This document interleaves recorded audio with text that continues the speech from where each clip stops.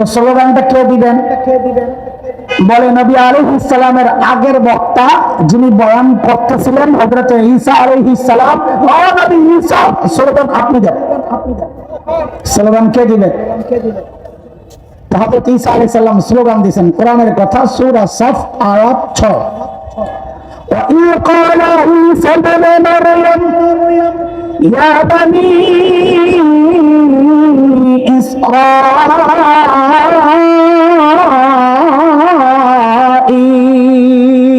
إسرائيل إني رسول الله إليكم مصدقا لما بين يدي من التوراة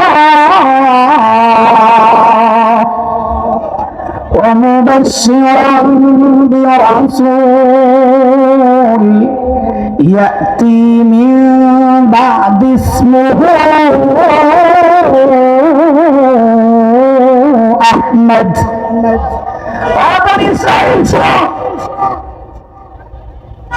إني رسول الله إليكم, এতদিন তো ওয়াজ আমি করছি, সোজা কথা। এখন প্রধান আলোচক, প্রধান বক্তা, প্রধান অতিথি আসছেন, মুবাশশিরা লিল্লাহি তাকবীর, আগমন, শুভেচ্ছা, স্বাগত। নাম কি? বলে মিন বাদি, আমার পরে যিনি আসছেন তার নাম হবে আহমদ। স্লোগান দিয়েছেন কে? জোরে কম না। হযরত ঈসার স্লোগানের মূল পয়েন্ট দুইটা, খুব মনোযোগ, খুব মনোযোগ, গোড়া থেকে একটু উঠাইতেছি কথা। হযরত ঈসার স্লোগানের মূল পয়েন্ট ছিল দুইটা। এক, ইয়া বনি ইসরাঈল ইন্নী রাসূলুল্লাহ ইলাইকুম, ও বনি ইসরাঈল, আল্লাহ আমাকে তোমাদের রাসূল বানায়া পাঠাইছেন। বলেন তো আমার সাথে এই কথাটা, ও বনি ইসরাঈল, আল্লাহ আমাকে তোমাদের রাসূল বানায়া পাঠাইছেন। এটা মুখস্থ করেন, এটা মুখস্থ করেন, বহু ফিতনার বিষ এই কথা না বুঝার মধ্যে। বলেন, ও বনি ইসরাঈল, আল্লাহ আমাকে তোমাদের রাসূল বানায়া পাঠাইছেন। দুই নম্বর স্লোগানের কথা, যে এতদিন তো আমি বয়ান করছি, এখন প্রধান অতিথি আসছেন, তার সুসংবাদ গ্রহণ করো, তার নাম হচ্ছে আহমদ। এই বিষয়ে আমি আলোচনা করছি না। হযরত ঈসার বক্তব্যের মূল পয়েন্ট যেটা, তিনি বলছেন আল্লাহ হযরত ঈসাকে কাদের রাসূল বানায়া পাঠাইছেন? কাদের? বলেন কাদের? বনি ইসরাঈল। আমি দুইটা বিষয় বোঝানোর নিয়ত করছি আজকে। একটা হচ্ছে খতমে নবুয়ত, আর একটা হচ্ছে কাদিয়ানিয়ত। দুইটাই একটু সংক্ষেপে চেষ্টা করি। দেখেন, শুরুতে একটা কথা বলেছিলাম, এই কথাটা মনে রাখবেন, হযরত ঈসার বক্তব্যটা, এটা পরে আসতেছে ইনশাআল্লাহ। আল্লাহ তাআলা আমার নবীকে যা দিয়েছেন সব কি দিয়েছেন? সেরা সেরা। বলেন কি দিয়েছেন? সব কি দিয়েছেন? কিতাব দিয়েছেন তো সেরা কিতাব, উম্মত দিয়েছেন তো খায়রু উম্মাহ, আল্লাহ নিজে বলে সেরা উম্মত দিয়ে দিয়েছেন। সঙ্গে দিয়েছেন তো আবু বকরের মতো শ্রেষ্ঠ সাহাবী দিয়ে দিয়েছেন। যা দিয়েছেন সব সেরা সেরা জিনিস দিয়েছেন। কিন্তু একটা জায়গায় আপনাদের একটা খটকা লাগার কথা, সেটা হলো হুজুর, ওই যে বাবার কথা বলছেন, সেই বাবা তার মেয়েকে বিদায় দিলে এমন ছেলের কাছে তো দিবে না যে ছেলের বাড়িঘর নাই, না দিবে?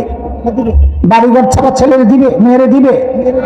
আরে গরিব বাবাই তো বাড়িঘর ছাড়া পোলা বিয়ে দিবে না মেয়েরে, আর ধনী বাবা সুন্দরী, আবার একমাত্র মেয়ে।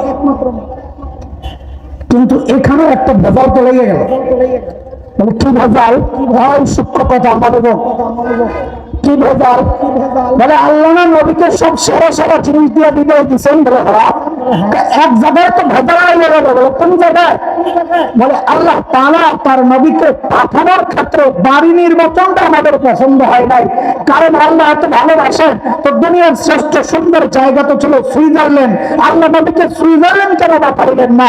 দুনিয়ার শ্রেষ্ঠ সুন্দর জায়গা ছিল কাশ্মীর, যাকে ভূস্বর্গ বলা হয়, দুনিয়ার জান্নাত বলা হয়, সেখানে কেন পাঠাইলেন না? পাঠাইলেন কোথায়? জাজিরাতুল আরবে।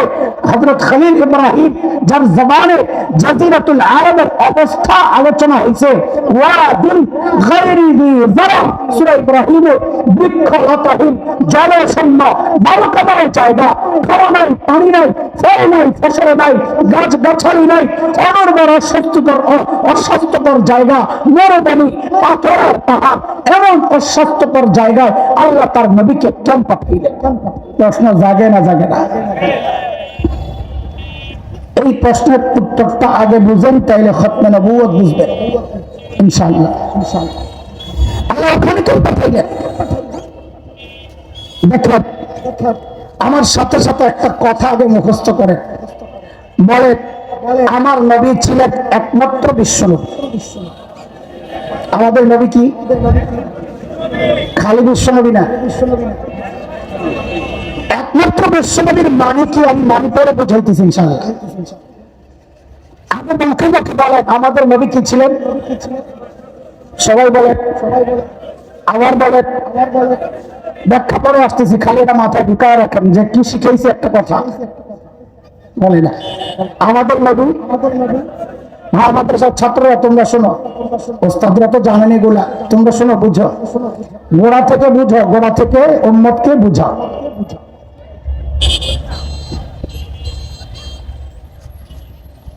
আমি আমার নবীকে কোন পাঠাইছেন শব্দ একটা বলছিলাম, বলেন তো? জাজিরাতুল আরব। বলেন বলেন জাজিরাতুল আরবে কেন পাঠাইছেন এটা বুঝার আগে জাজিরাতুল আরবটাকে একটু চিনেন। শব্দটা আমার সাথে বলেন দুই একবার, সাধারণ মানুষের কাছে শব্দটা খুব পরিচিত না। বলেন জাজিরাতুল আরব, আবার বলেন জাজিরাতুল আরব। বিশ্ব মানচিত্র খুলে দেখেন জাজিরাতুল আরবের অবস্থানটা, মানে সৌদি আরব, আরব আমিরাত, কাতার, কুয়েত, বাহরাইন, এই দেশগুলো নিয়ে যে ভূখণ্ডটা, তিন পাশে পানি জাজিরাতুল আরবের। কয় পাশে? পারস্য উপসাগর, ওমান উপসাগর, আরব সাগর, ভারত, আরব কিছু উপসাগর আছে, ভারত মহাসাগর, পশ্চিমে লোহিত সাগর। ও দেন দেন, আল্লাহ বাইকটা বানাইছে, আপনারা কি করবেন? জোরাতালি দেন। তিন পাশে পানি। বলেন কয় পাশে পানি? বলেন কয় পাশে পানি? এক পাশে জর্ডান, ইরাক, ওই দিক থেকে ভূমির সাথে একটু আগা। তাহলে লাগা কয় দিক? খালি কয় দিক? বলেন না, আমার সাথে কথা না বললে তো বুঝাইতে পারেন না। আরে পড়াইতেছি, ক্লাস করাইতেছি। বলেন খালি কয় দিক? লাগা কয় দিক? ঠিক মানব দেহের মধ্যে মানুষের যে হার্ট আছে, হার্ট এই হার্টের যে অবস্থা, তিন দিক শূন্য, একদিক বডির সাথে লাগা। জাজিরাতুল আরবটাকে বিশ্ব মানচিত্রের মধ্যে ওই হার্টের মতোই দেখা যায়। এই জন্য বিজ্ঞানীরা জাজিরাতুল আরবের নাম দিয়েছে জিওগ্রাফিক হার্ট। এটা বিশ্ব মানচিত্রের হার্ট। এতক্ষণ বলছি আল্লাহ আমার নবীকে পাঠাইছেন জাজিরাতুল আরবে, তাই না? এখন এই জাজিরাতুল আরবকে সরাইয়া এখানে নতুন শব্দ বসা, আল্লাহ আমার নবীকে পাঠাইছেন হার্টে। বলে কই পাঠাইছেন? একটু একটু করে বুঝেন, এরপরে আগান। আল্লাহ আমার নবীকে কই পাঠাইছেন? হার্টে। এখন প্রশ্ন, হার্টে কেন পাঠাইবেন? এত সুন্দর সুন্দর জায়গা বাদ দিয়া এটা বুঝার জন্য একটা ছোট্ট কথা বুঝে নেন, একটা হাদিস। আমার নবী দুনিয়ার আসার আগ পর্যন্ত যত দার্শনিক দুনিয়ায় ছিল, গ্রিক দর্শন, রোমান দর্শন, পারস্য, বেরিয়ান, মিশরি, ইরাকি, যত দর্শন ছিল, সব দার্শনিকের বক্তব্য ছিল মানুষকে নিয়ন্ত্রণ করে তার বই। কে বলেন? কে? সর্বপ্রথম সারা দুনিয়ার দার্শনিকদের বিরুদ্ধে দাঁড়ায়া আমাদের উম্মি নবী মুহাম্মদ রাসূলুল্লাহ সাল্লাল্লাহু আলাইহি সাল্লাম ঘোষণা দিলেন, না, মানুষকে তার ব্রেন নিয়ন্ত্রণ করে না, মানুষকে নিয়ন্ত্রণ করে তার হার্ট। কে? বুখারী বর্ণনা 55, মুসলিম 1599, হযরত নুমান ইবনে বাশীর রাদিয়াল্লাহু আনহু বর্ণনাকারী হাদিস সবাই জানি আমরা। নবী বলেছেন, আলা ওয়া ইন্না ফিল জাসাদি মুদগাহ ইযা সালাহাত সালাহাল জাসাদু কুল্লুহু ওয়া ইযা ফাসাদাত ফাসাদাল জাসাদু কুল্লুহু আলা ওয়া হিয়াল কলব। নবী বলেন, শোনো, মানব দেহে একটা বস্তুর টুকরা আছে, যে ঠিক তো বডি ঠিক, ওটা নষ্ট, বডি নষ্ট, সেই টুকরার নাম হচ্ছে কলব, হার্ট। তাহলে নবীর হাদিস থেকে আমরা কি পাইলাম? কলব ঠিক, হার্ট ঠিক, তো সব ঠিক। বলেন বলেন বলেন, হার্ট ঠিক তো, দ্রুত দ্রুত কথা বলতে হবে। হার্ট ঠিক তো, হার্ট ঠিক তো, আবার হার্ট ঠিক তো। চলেন পিছনে, আমার নবী কি ছিলেন? আবার এবার বুঝে না আমার নবীকে হার্টে কেন পাঠাইছেন? কারণ নবী বলেছেন হার্ট ঠিক তো সব ঠিক। আল্লাহ নবীকে হার্টে পাঠাইছেন কেন? যেহেতু তুমি একমাত্র বিশ্ব নবী, আল্লাহ পাঠাইছেন, নবী আপনি হার্টে মেহনত করেন, হার্ট ঠিক হয়ে গেলে আমি গোটা দুনিয়ার বডি ঠিক করে। চরম বাস্তবতা হচ্ছে আজকের ওই হার্টে পচন ধরেছে। জাযরাতুল আরবের শাসকদের ঈমান, আকীদা, আমলে পচন ধরেছে। ফলাফল সারা দুনিয়ার বডির মুসলমান মার খাচ্ছে। আমি চ্যালেঞ্জ করছি, এখনো যদি জাযরাতুল আরবের শাসকরা ঠিক হয়ে যায়, আর ইসরায়েলকে সারা দুনিয়া ওদের পায়ের মধ্যে এসে পড়বে। কথা বলতে সমস্যা কি? হার্ট নষ্ট, বডি নষ্ট। আচ্ছা, ছোট্ট উদাহরণ শোনেন। ধরেন এটা একটা পুকুর, আল্লাহ আমার নবীকে হাতে কেন পাঠাইছেন বুঝাইতেছি। ধরেন এটা একটা পুকুর, আপনি ঠিক মাঝখানে একটা ভুল ছড়েছেন, ভুলটা সমান্তরালে চারিদিকে ছড়াবে, তাই না? কিন্তু যদি একদিকে মারেন, তো বইটা একদিকে দ্রুততার সাথে শক্তিশালী ভাবে যারা আসে পড়বে, আরেকদিকে যেতে যেতে সময় লাগবে, দুর্বল হয়ে যাবে। আমার নবী যেহেতু একমাত্র নবী, আল্লাহ আমার নবীকে গোটা দুনিয়ার মাঝখানে পাঠাইছেন কেন? যেন হেদায়েতের নূর সমান্তরালে চারিদিকে ছড়ায় যায়। আচ্ছা, আরেকটা ছোট্ট উদাহরণ দিই। পোলাপানের এই দুপুরবেলা এসে কথাবার্তা শুনতে, ওদের একটা খোরাক দিয়ে দিই। আমাদের একজন বড় মুফাসসির ছিলেন আল্লামা আব্দুল গফফার রাহমাতুল্লাহ আলাইহি, এই সোনারগাঁও, ঢাকাওয়ালা। খুব দারুণ বয়ান করতেন, আমাদের মতো তো ঘুম ভাঙা ছিল না, কথা বলতেন দারুণ দারুণ, একটু রসিক ছিলেন। হযরত এক গল্প শুনেছেন যে আমরা হিন্দুস্তানে গেছি, আলেমদের এক কাফেলা। সকালবেলা নাস্তা দিছে বড় প্লেটের মধ্যে গরম টাটকা শুকনা খিচুড়ি, একদম ধোয়া উঠতেছে। ঠিক মাঝখানে একটু ঘি দিয়ে দিচ্ছে, গরমের তাপে ঘি গড়া তেল হয়ে যায়, ওই একটু ট্রাঙ্গুলে মাথা দিয়ে ঘি লয় আর খিচুড়ি মাইখা খায়, বড় মজা। বাড়ির যায় খাইস, মুখ লাগতেছে। আব্দুল গফফার রাহমাতুল্লাহ আলাইহি বলেন, আমরা চারিদিকে বসাতে, পশ্চিম দিকে যে মাওলানা বসা, উনি হঠাৎ করে এক কাম করে বসলেন। আচ্ছা, কি কাজ করছে বলে বুঝার আগে আরেকটা জিনিস বুঝালেন। মুসলমান সর্বপ্রথম হিজরত করছে কোন দিকে? কি কয় না কয়? হাবশা, আবিসিনিয়া, আজকের দুনিয়ায় লোহিত সাগরের পশ্চিম পার, ইথিওপিয়া, এরিত্রিয়া যে অঞ্চল, এটা পশ্চিমে, মক্কা থেকে, বলে মক্কা থেকে পশ্চিম দিকে যে মাওলানা বসছে, উনি হঠাৎ করে ঘিয়ের মধ্যে আঙুলটা ঢুকায় নিজের দিকে একটা টান মারে আর বলে, ইসলাম প্রথমে ওই ঘিরে বানাইছে, ইসলাম মাঝখানে, তো ইসলাম প্রথমে মক্কা থেকে হাবশার দিকে হিজরত করছে। একটা টান মারছে যে ওই ফাঁকে দিয়ে ঘি সব ছুটছে আমার দিকে। পূর্ব দিকের মাওলানা দেখছে অবস্থা তো খারাপ, উনি দেরি না করে ঘিয়ের মধ্যে আঙুলটা ঢুকায় নিজের দিকে একটা টান মারে আর বলে, এরপর ইসলাম মক্কা থেকে মদিনার দিকে হিজরত করছে। এখন ঘি ছুটছে হাবশার দিকে আর মদিনার দিকে। আব্দুল গফফার সাহেব কার বার্তা দেখছো? ঘি তো হাবশাওয়ালা মদিনাওয়ালা খাই লইবো, কারণ দেরি করলাম না, তাড়াতাড়ি হাতগুলারে বঞ্চা ঘিটারে পুরো খিচুড়িতে মাতলাম আর বললাম, এরপর ইসলাম সারা দুনিয়ায় ছড়ায় গেছে। একমাত্র বিশ্বনবীকে ওই হাতে পাঠানোর কারণে আমি আপনার সময় মতো ঘুরে থাকতেছি, কারণ আমার নবী কি ছিলেন? একমাত্র বিশ্ব নবী। আমি প্রথমে খতনা নবুয়ত বুঝাইতেছি, মাথায় থাকতে হবে জিনিসটা। কাদিয়ানিয়ত নিয়ে কথা শুরু করি নাই। বাংলাদেশের আকাশের শকুনের আনাগোনা পরিলক্ষিত হচ্ছে। যুবক, তোমাদের কান দিল আগে খোলা দরকার। মুফতি বশিরুল্লাহ আর পিঠা খাইবো না, যা খাইছে খাইছে।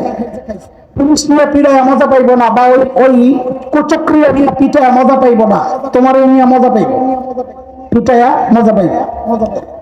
এই জন্য দিল তোমার তোমাদেরটা করা উচিত। বিশেষ করে পার্বত্য অঞ্চল এবং উত্তরবঙ্গ, পার্বত্য অঞ্চলের উত্তরবঙ্গ, খ্রিস্টান মিশনারি এবং কাদিয়ানীদের উত্তাপ এতটা বেড়েছে, আমরা মাঝে মানুষ আমাদের কথাগুলির উপর ভরসা রাখে কোন হাওয়াই কথা বলছি না। সংখ্যাটা শত শত নয়, হাজার হাজার নয়, লক্ষ লক্ষ মুসলমানকে ভুল বুঝাইয়া খ্রিস্টানের কাদিয়ানী বানানো হচ্ছে। গত কয়েক বছর আগে, 7-8 বছর আগে আমরা গেলাম দিনাজপুরে এক কাফেলা নিয়ে দাওয়াত দেওয়ার জন্য, আমাদের ভাইদেরকে দিনে ফেরত আনার জন্য। ওরা পুলিশের কাছে রিপোর্ট করেছে ঢাকা থেকে কিছু মৌলবী আসছে, ওদের মতিগতি ভালো না, খুব দ্রুত শেষ করতে হবে, খেয়াল করে। পুলিশ আমাদেরকে ডাকা জিজ্ঞেস করতেছে, হুজুর আপনারা কেন গন্ডগোল করতে চান? কিসের গন্ডগোল রে ভাই? আমরা তো আসছি আমাদের ভাইকে দাওয়াত দিয়ে ইসলামে ফেরত আনার জন্য। তো পুলিশ আমাদেরকে একটা প্রশ্ন করেছে না জানার কারণে, পুলিশ দিনদারি ছিল, সেটা হচ্ছে, হুজুর একটু বলেন তো, আমরা মুসলমান, ইসলামের দাওয়াত সারা দুনিয়ায় চলে, ইউরোপ, আমেরিকা, আফ্রিকা, অস্ট্রেলিয়া সব চলে, আমাদেরকে কেউ বাধা দেয় না। খ্রিস্টানরা কাদিয়ানীরা ওদের ধর্মের প্রচার বাংলাদেশে করলে আমরা কেন বাধা দিতে চাই? সমস্যাটা কোথায়? যার যার ধর্মের প্রচার সে করবে, যার যার মতবাদের প্রচার সে করবে। কত তো সুন্দর, কিন্তু সব সুন্দর সুন্দর না দোস্ত। সাপের মাথাও সুন্দর, কিন্তু সব সুন্দর সুন্দর না, কিছু সুন্দরের ভিতরে বিষ থাকে। এটাও এমনই এক সুন্দর। কেন বাংলাদেশে খ্রিস্টানরা ওদের ধর্মের প্রচার করতে পারবে না? কেন কাদিয়ানীরা ওদের ধর্মের প্রচার করতে পারবে না? বুঝে বলে না যে আমার নবী কি ছিলেন?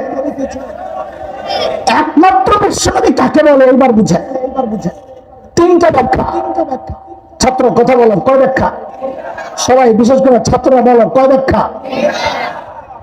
একমাত্র বিশ্বনবীর প্রথম ব্যাখ্যা, আমার নবী দুনিয়া আসার পর্যন্ত আল্লাহ যত নবী দুনিয়ায় পাঠাইছে সমস্ত নবীর টাইম ছিল নির্ধারিত। আমার নবী একমাত্র বিশ্বনবী যাকে আল্লাহ নির্দিষ্ট কোন টাইম দিয়ে পাঠান নাই, বলেছেন খাতামুন নবিয়্যিন, আপনি শেষ নবী, আপনার পরে আর কোন নবী আবার বলেন তো না, নাই। এটা ঠিক, আসবে না বলবেন না, ওরা ফাঁক করবে, ফাঁক ফাঁক বন্ধ রেখে কথা বলতে হবে। আমাদের নবীর পরে আর কোন নবী হবেন না, অথবা নাই বলবেন, আসবে না বলবেন না, তারা পেশ দেয় ঈসা আলাইহিস সালাম আসবে, আপনারা কম দেখছেন নি কি পেশ দেয়। আর কোন নতুন নবী হবেন না, বলেন আর কোন নতুন নবী হবেন না, আসবেন। একমাত্র বিশ্বনবীর 2 নম্বর অর্থ, আমার নবী দুনিয়া আসার পর্যন্ত আল্লাহ যত নবী পাঠাইছে সমস্ত নবীর অঞ্চল এরিয়া ছিল নির্ধারিত। বলে প্রমাণ কি কথা? বলে হযরত ঈসা আলাইহিস সালামের বক্তব্য আজকের বিকৃত বাইবেলের মধ্যে আছে। তিনি বলেছেন আল্লাহ আমাকে ফিলিস্তিনের একটা নির্দিষ্ট অঞ্চলের জন্য পাঠাইছে। আমার নবী একমাত্র বিশ্বনবী যাকে আল্লাহ রাহমাতুল লিল আলামিন বলে পাঠাইছেন, তার জন্য কোন এলাকা নির্দিষ্ট। 3 নম্বর একমাত্র বিশ্বনবীর অর্থ, আমার নবী আসার পর্যন্ত আল্লাহ যত নবী দুনিয়ায় পাঠাইছে সমস্ত নবীর সম্প্রদায় কম ছিল নির্ধারিত। বলে প্রমাণ, ওই যে পেছনে প্রমাণ রেখে আসছে সূরা সফ আয়াত 6, হযরত ঈসা বলেছেন ইয়া বনী ইসরাঈল ইন্নী রাসূলুল্লাহি ইলাইকুম, ও বনী ইসরাঈল আল্লাহ আমাকে তোমাদের রাসূল বানায় পাঠিয়েছে। আমার নবীকে আল্লাহ বলেছেন ইয়া আইয়ুহান নাস ইন্নী রাসূলুল্লাহি ইলাইকুম জামিআ ওয়া মা আরসালনাকা ইল্লা কাফাতাল লিন্নাস, আমার নবীকে আল্লাহ নির্দিষ্ট করে সম্প্রদায় নবুয়ত দিয়ে পাঠান নাই। তিনি হিন্দু, বৌদ্ধ, খ্রিস্টান, নাথ, নারায়ণ, দাঁড়ে, চাকমা, কুকি, সরকার, কিংবা সহারা যত জাতীয় বসবাস করে সবার জন্য তিনি নবী, তিনি খাতামুন নবিয়্যিন, তিনি একমাত্র বিশ্ব নবী, যার পরে আর কোন নবী নাই, যিনি সমস্ত দুনিয়ার নবী। তারপর নির্দিষ্ট অঞ্চল তার জন্য নবুয়তের জায়গা না, তিনি সারা দুনিয়ার নবী, সমস্ত কওমের নবী, সমস্ত সময়ের নবী, কিয়ামত পর্যন্ত আর কোন নবী হতে পারে না। একটু সূক্ষ্ম কথা বুঝেন, কেন খ্রিস্টানরা বাংলাদেশে, কাদিয়ানীরা ওদের ধর্মের প্রচার করতে পারবে না? আমাদের এটা কে এইবার এখানে এমপি কে এলাকা গাজী সাহেব, ও রূপগঞ্জের আসলে আমাদের গাজী সাহেবের ছেলেপেলেরা যারা খুব কাছের, ওনারা এক সূক্ষ্ম কথা, খুব কাছের যারা, এরকম সবার কিছু লোক থাকে। আমরা মাদ্রাসা চালাই, আমাদেরও কাছের কিছু মানুষ আছে, তো আমরা কাছের মানুষগুলো দিয়ে কাজগুলো করাইতে হয়। তো গাজী সাহেবের এই কাছের ছেলেরা দেখে একদিন একদম রূপগঞ্জ পেপারে বিশাল এক অফিস সাইনবোর্ড লাগানো, কি লেখা? এমপি সাহেবের কার্যালয়। কি লেখা বলেন? কি লেখা? গাজী সাহেবের ছেলেবেলেরা কয়, কিরে এটা কে অফিস করলো, কার কার্যালয় আমরা জানি না, চল তো দেখি জিজ্ঞেস করি। তো যারা জিজ্ঞেস করছে, তোমরা কারা? আমরা এমপি সাহেবের লোক। কোন এমপি সাহেব? তোরা বলে কি সাদেক হোসেন খোকা। কি বলে? বলেন কি বলে? আরে বলেন না। সাদেক হোসেন খোকা অনেকে চিনে না, এই জন্য সহজে নিতে পারতেছে না। সাদেক হোসেন খোকা 25 বছর আগে এমপি ছিল, ঢাকা 7 সূত্রাপুর কোতোয়ালি আসন, পুরান ঢাকা। সাদেক হোসেন খোকা ওখানে আসনে চলে গেছে, আসনে মারা গেছে। ওনার আসন কোনটা? ঢাকা 7। বলেন আসন কোনটা? ঢাকা। যে এই কথা বলছে, ওরা সাথে সাথে ঘুরা বইনা 25টা পিঠা লাগাইছে। সংখ্যা বড় লাগবে, আমার উদ্দেশ্য আছে। কটা লাগাইছে? কয় পিঠা লাগাইছে? জোরে পাও, কয় পিঠা লাগাইছে? 25 পিঠা। ওরা পিঠা পিঠা খাই আইসে, বিচার লই আপনাদের কাছে, বরং সবার কাছে আইসে। আমাদের পিঠা আইসে 25টা বানিয়ে দিছে বইনা বইনা। তা আপনি তো এক পক্ষের কথা শূন্য বিচার করেন না, এটা দিনদারির লক্ষণ। দুই পক্ষের ডাকাইছেন, এই তোমরা পিড়াইছো, পিড়াইছো। কেন পিড়াইছো? দুই অপরাধে। কয় অপরাধে? কি দুই অপরাধ? 1 নম্বর অপরাধ হচ্ছে যে সাদেক হোসেন খোকার অফিস ওরা এই বন্যা রূপগঞ্জে আইসা খুলছে। এই সাদেক হোসেন খোকার আসন তো এই রূপগঞ্জটা, সেটা ছিল ঢাকা 7 সূত্রপুর কোতোয়ালি আসন। অফিস খুলবি, ওখানে যাওয়া খোল, এনাই তোকে 1 নম্বর অপরাধ। বলে 2 নম্বর অপরাধ, বলে যে সাদেক হোসেন খোকার এমপির অফিস ওরা খুলছে দাবি করে, ওই সাদেক হোসেন খোকাটা গেছে 25 বছর আগে, এই জন্য ওদেরকে বইলা 25টা পিঠা লাগাইছে। এখন আপনারা কন, এই পিঠা দেওয়া ঠিক আছে না অফিস খোলার পাগলামি ঠিক আছে? কথা বলে। ওরা খুব ভালো বুঝেন না, দিনের ব্যাপার হলে আর কিচ্ছু বুঝতে চান না। হ্যাঁ শুনেন, কেন খ্রিস্টানরা কাদিয়ানীরা বাংলাদেশে আমাদের ধর্মের প্রচার করতে পারবে না? বলে অপরাধ একটা না, 3টা অপরাধ ওরা করে যাচ্ছে। 1 নম্বর অপরাধ, যে নবী ঈসার ধর্মের প্রচার ওরা করছে, ওই নবী ঈসাকে আল্লাহ তাআলা বাংলাদেশের এই আসনের নবুয়ত দিয়ে পাঠান নাই, তিনি নিচে ধরেছেন ফিলিস্তিনের একটা নির্দিষ্ট অঞ্চলে নবুয়ত দিয়ে পাঠাইছে। খ্রিস্টান ধর্মের প্রচার যদি করতে হয়, আজকের সেই অঞ্চল হচ্ছে ইসরায়েল, সেখানে যাওয়া করা বাংলাদেশে আসছে কমকামের জন্য। 2 নম্বর অপরাধ, যে নবী ঈসার ধর্মের প্রচার তারা করছে, ওই নবী ঈসাকে আল্লাহ মুসলমানদের নবুয়ত দিয়ে পাঠান নাই, তিনি নিচে ধরেছেন ইয়া বনী ইসরাঈল ইন্নী রাসূলুল্লাহি ইলাইকুম, ও বনী ইসরাঈল আল্লাহ আমাকে তোমাদের রাসূল বানিয়ে পাঠাইছে। খ্রিস্টান ধর্মের প্রচার যদি করতে হয়, সেই বনী ইসরাঈল ইহুদিদের কাছে যাওয়া প্রচার করো, মুসলমানদের কাছে তোমার ধর্মের প্রচার করতে আসছো কেন? 2 নম্বর অপরাধ। 3 নম্বর অপরাধ, যে নবী ঈসার ধর্মের প্রচার করা করছে, ওই নবী ঈসার ধর্মের টাইম আউট হয়ে গেছে, ডেট এক্সপায়ার হয়ে গেছে 1500 বছর আগে। কাজে ওদের এই পুরাতন ডেট এক্সপায়ার হওয়া ধর্মের প্রচার যদি ওরা বাংলাদেশে করে, ওদেরকে ধীরে ধীরে কমপক্ষে 1500 তুলে দেওয়া দরকার। আমরা পিড়া দিতে চাই না, আমরা শুধু বলি ওদের কার্যক্রম বন্ধ করে, ওদের ধোঁকাবাজি বন্ধ করে, কারণ আমাদের খাতামুন নবীয়্যিন খতমে নবুওয়াতের সেলটার উপর হচ্ছে, তারপরে আর কোন নবীর নবুওয়াতের প্রচার দুনিয়ায় বাংলাদেশের দুনিয়ার কোথাও চলতে পারে না। নবী আলাইহিস সালাম বলেছেন, আজান তো দিয়ে দিবে না, চারটে আজান শুনে কথা লম্বা হয়ে গেছে। আমি ছোট্ট করে গোলাম আহমদ কাদিয়ানির একটা ধোঁকা আপনাদেরকে ফাঁস করে দেয়।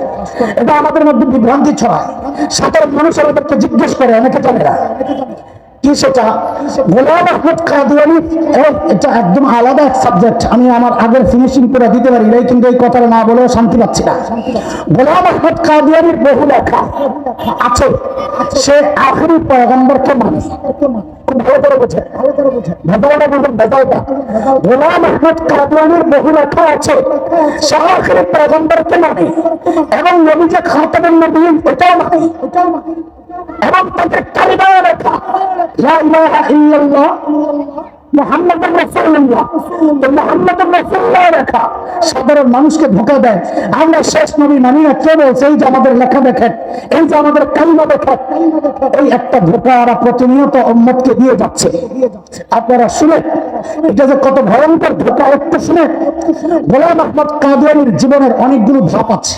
আমাদের হুজুর বলেছেন, মুফতি বশিরুল্লাহ সাহেব হুজুর, শেষ সময়টা কিভাবে পার করেছে, কবে মৃত্যুবরণ করেছে, কিন্তু তার শুরুটা একটু দেখেন।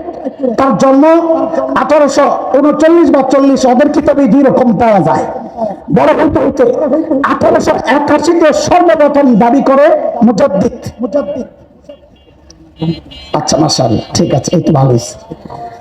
বাইরে মাইক বন্ধ, আজারের জবাব পরে দিবেন, অসুবিধা নেই। এখানে জামাত হবে, এখানের জবাব জরুরি, আর তালিমের সময় জবাব না দিলেও চলে, এটা তালিম হচ্ছে।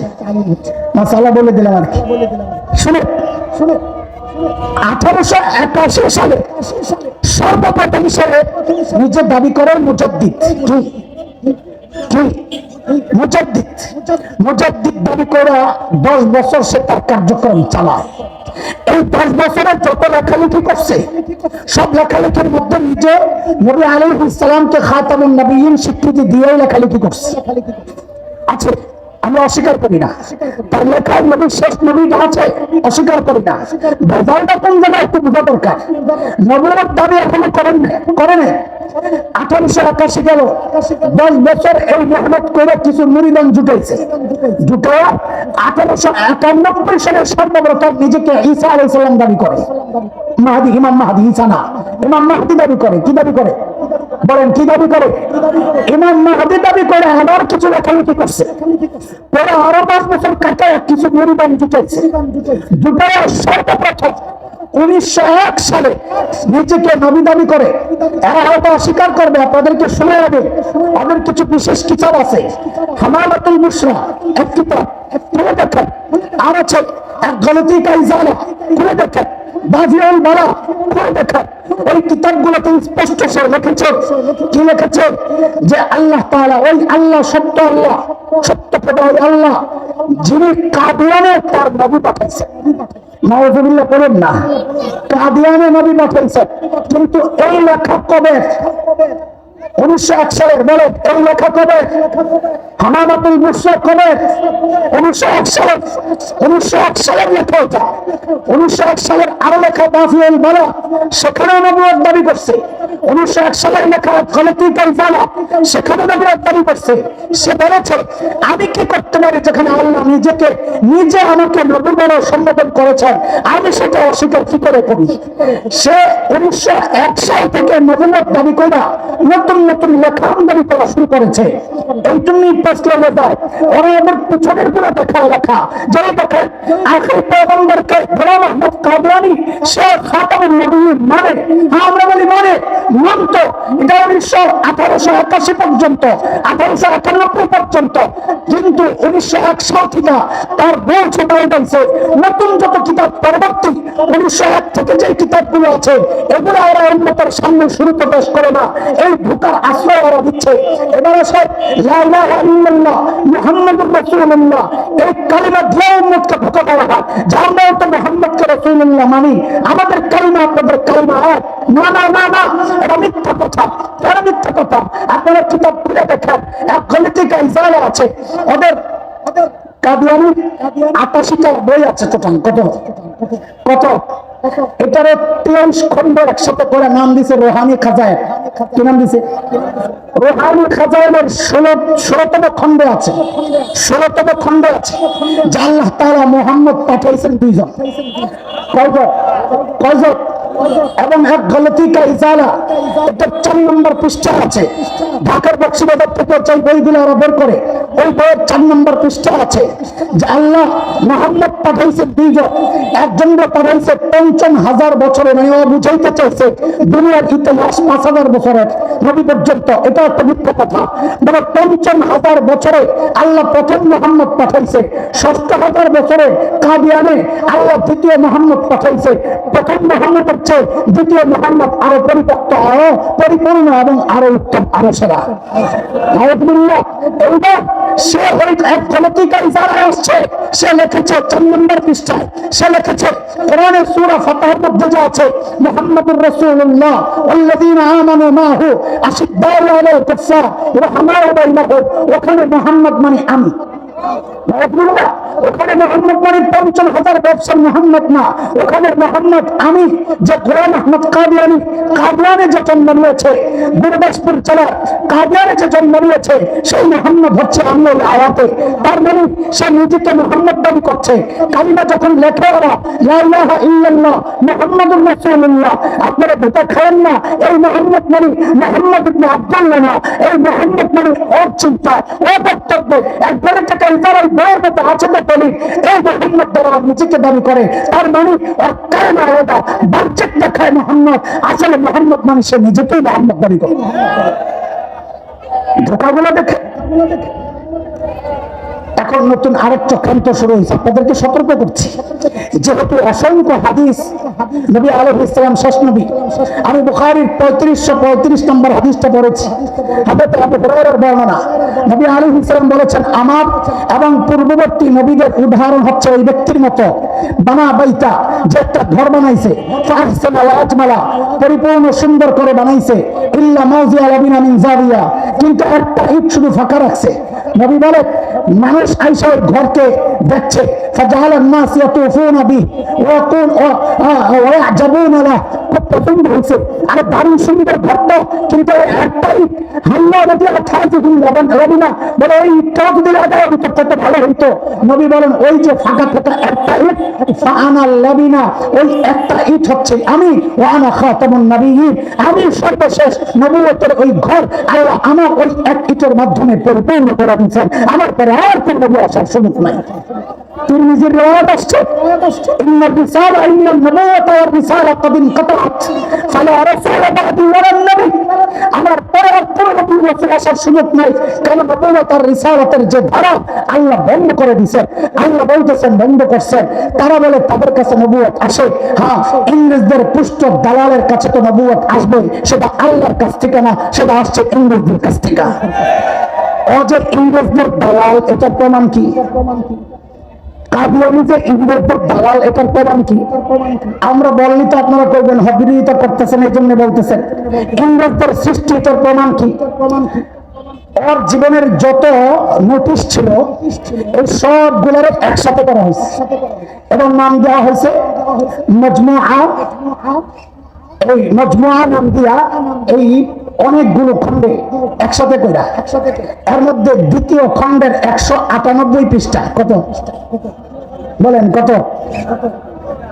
মজমুআ ইশাআত, এই দ্বিতীয় খণ্ডের 198 পৃষ্ঠায় আছে এক নতুন ইংরেজ দায়িত্বশীল আইসা ওর উপর কিছু বাটপাড়ির কারণে ধরছিল, হয় তুমি এভাবে এই বাটপাড়ি কাম করো।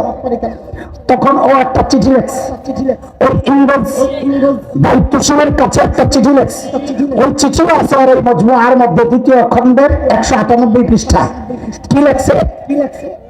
इस खुद और काश्ता पैदा की निस्बत निहायत हज़्म और इख्तियार और तहकीक और तवज्जुह से काम गई। যে নিজেদের লাগানো এই গাছের ব্যাপারে একটু সতর্কতার সাথে কথা বলল। তুমি তো আমার বিরোধিতা করো, আমি তো তোমাদের কাজ করতেছি, তো আমার বিরোধিতা করলে তোমাদের মিশন আমি কেমন বাস্তবায়ন করবো? গোলাম আহমদ কাদিয়ানি নিজে দাবি করছে আমি ইংরেজদের লাগানো গাছ। অনেকের প্রশ্ন যে সে বলে ইংরেজদের দালালি করতো, চাকরি করতো, তো সে এত বই কেমনে লেখলো, এত এলেন কই পাইলো? অনেকের প্রশ্ন। প্রশ্নের জবাব আল্লাহ আগে দিয়ে রাখছেন, ওয়াকাযালিকা জাআলনা লিকুল্লি নাবিয়্যিন আদুওয়ান শায়াতিনুল ইনসি ওয়াল জিন ইউহি বা'দুহুম ইলা বা'দিন যুখরুফাল কওলি গুরুরা ওয়ালাউ শাআ রাব্বুকা মা ফা'আলু ফাযারহুম ওয়া মা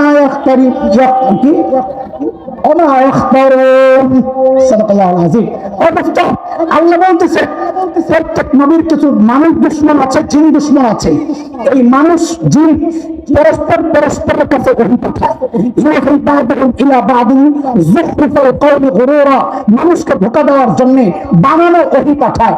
আপনারা মনে করতেছেন এই কাদিয়ানীরা তো এলেম কই পাইল?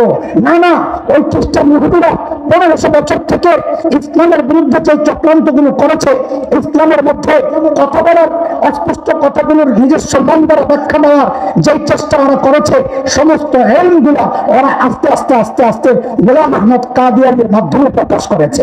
এটা আল্লাহ তো আগেই জানাইয়া দিচ্ছেন, এটা সব ওর নিজের বানানো না, এগুলো ইংরেজদের বানানো, এগুলো খ্রিস্টান ইহুদিদের বানানো, মুসলমানদের ঈমান ধ্বংসের জন্য। বর্তমানে একটা ভয়ঙ্কর চক্রান্ত চলছে, শেষ কথা বলি, সেটা হচ্ছে যেহেতু অনেক হাদিস আছে নবী খাতামুন নবিয়্যিন, এখন এটাকে মানুষকে বিভ্রান্ত করার জন্য নতুন একটা চক্রান্ত ওরা করছে। ওদের থেকে ওরা আরেকটা গ্রুপকে লাগাইয়া দিচ্ছে, যে গ্রুপের কাজ হচ্ছে হাদিস অস্বীকার করা। বলে এই গ্রুপের কাজ কি? নিজেদেরকে আহলে কোরআন দাবি করে, যে হাদিস অস্বীকার করে, আহলে কোরআন দাবি করে হাদিস অস্বীকার করে। হাদিস অস্বীকার করার এই মিশন ওরা ভিন্ন নামে কেন চালাচ্ছে? কাদিয়ানী, সব কাদিয়ানী, কাদিয়ানীদের কাজ এটা। ওরা ভিন্ন নামে এই কাজটা চালাচ্ছে কেন? যেহেতু অসংখ্য হাদিস, সহিহ হাদিস আছে যে আল্লাহর নবীর পর আর কোন নবী আসবে না, কোরআনে আছে, কিন্তু কোরআনের নিজস্ব মন গড়ার সুযোগ থাকে, এই জন্য কোরআন সংক্ষিপ্ত করে বলেছে, হাদিস বিস্তারিত বলেছে, স্পষ্ট করে বলেছে। এদিক ওদিক যাওয়ার যেহেতু কোনো সুযোগ নাই, এই জন্য উম্মতের কাছে হাদিসকে যদি হালকা বানানো যায়, উম্মতকে যদি হাদিস অস্বীকার করানো যায়, তখন আর উম্মত নবীজি আখিরি পয়গম্বরের উপর যে হাদিসের দালালগুলো আছে, উম্মত তারা বলবে এগুলো গ্রহণযোগ্য না, এগুলো মোল্লাদের বানানো হাদিস। এটা বললে মানুষগুলো তাদের ঈমান শেষ করবে। কাদিয়ানীরা এখন ভিন্ন ভিন্ন রাস্তায় এরা এই চক্রান্ত চালাচ্ছে। ওরা যত রাস্তায় চক্রান্ত চালায়, উম্মতের এই অতন্ত্র প্রক্রিয়া আল্লামা মদবুরি হযরতের মতো এমন অতন্ত্র প্রক্রিয়া যতদিন জেগে থাকবে, ওদের সব চক্রান্তের ফুটা রাস্তা ইনশাআল্লাহ বন্ধ করা হবে ইনশাআল্লাহ। আমি শেষ একটা আহ্বান জানায়া যায় আজকের এই সম্মেলন থেকে। পঞ্চগড়ে গত বছর ওদের ইস্তিমা হওয়ার যে ঘটনা, ওইখানে যে মানুষ মারা গেছে, বহু মানুষ মামলায় আজও বেরোচ্ছে। সেই ইস্তিমা আগামী 24, 25, 26 ফেব্রুয়ারি মাঝখানে সর্বরত বসছে, মাথায় রেখে এই 3টা দিন ওরা নির্ধারণ করেছে এই বছরের ইস্তেমার জন্য। ইতিমধ্যে ওরা প্রশাসনের কাছে আবেদনপত্র পাঠাইছে। আলহামদুলিল্লাহ ওই আবেদনও আমাদের কাছে চলে আসছে, আমার কাছে আছে। ওই আবেদনের মধ্যে ওরা অনুমতি চাইছে প্রশাসনের। আমরা স্পষ্ট করে বলি, আমাদের মুরব্বীদের কাছে বলি, এখন দ্রুত সময় এই ব্যাপারে ব্যবস্থা নেওয়া দরকার। আপনারা এক কাফেলা, আমাদের খতমে নবুয়ত সংরক্ষণ কমিটির পক্ষ থেকে একটা কাফেলা মাননীয় স্বরাষ্ট্রমন্ত্রীর সাথে খুব শীঘ্র দেখা করেন। আপনারা এই সমস্ত ভান্ডারি, এই সমস্ত মানুষকে ধোঁকা দেওয়ার যে ইস্তেমা, এই ইস্তেমা বন্ধ করেন। আপনারা আবার ইনশাআল্লাহ উম্মত আছে আপনাদের সাথে। আল্লাহর নবীর খতমে নবুয়ত রক্ষায় যদি প্রত্যেকটা মুসলমানের জীবন দিতে হয়, রক্ত দিতে হয়, জান মাল কুরবানি করতে হয়, আমরা প্রস্তুত আছি ইনশাআল্লাহ, প্রস্তুত আছি ইনশাআল্লাহ। আল্লাহু আকবার।